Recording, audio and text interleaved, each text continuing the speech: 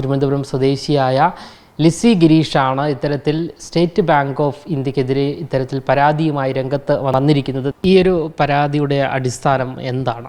ഞാനൊരു വ്യവസായിയാണ്. ഞാൻ വ്യവസായം തുടങ്ങിയിട്ട് ഒരു 36 വർഷമായി.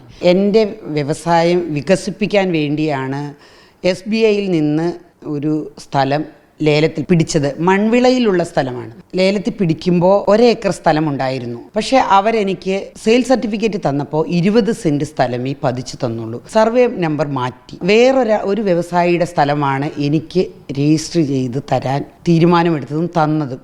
ഞാൻ ലേലത്തിൽ പിടിക്കുമ്പോഴോ എന്നെ കാണിച്ചു തരുമ്പോഴോ അതിലൊരു അറ്റാച്ച്മെൻ്റ് ഉണ്ടായിരുന്നില്ല. പക്ഷേ എനിക്ക് ഒരു സെയിൽ സർട്ടിഫിക്കറ്റ് തന്നപ്പോൾ അതിലൊരു അറ്റാച്ച്മെൻ്റ് ഉണ്ടായിരുന്നു. ആ അറ്റാച്ച്മെൻറ്റ് എന്താണെന്ന് ഞാൻ അന്വേഷിച്ചപ്പോൾ ബാങ്കുകാർ അത് ആട്ടെ, നോക്കട്ടെ, കാണട്ടെ എന്ന് പറഞ്ഞ് എന്നെ അങ്ങോട്ടും ഇങ്ങോട്ടും ഇട്ട് നടത്തിച്ചു. അങ്ങനെ 6 മാസം നടന്നതിന് ശേഷമാണ് ഞാൻ അതിനെതിരെ ഹൈക്കോടതിയിൽ ഒരു പരാതി കൊടുത്തത്. അതിനുശേഷം ഞാൻ വീണ്ടും അന്വേഷിച്ചപ്പോൾ എനിക്ക് എന്നെ ഭയങ്കരമായിട്ട് ചതിച്ച് എന്താ പറയുക, ഒരു ബാങ്കിന് ഒരിക്കലും ചെയ്യാൻ പാടില്ലാത്തതുപോലെ ചീറ്റ് ചെയ്തതായിട്ട് എനിക്ക് മനസ്സിലായി. സർവേ നമ്പർ മാറ്റിത്തന്നു, അറ്റാച്ച്മെൻറ്റ് തന്നു.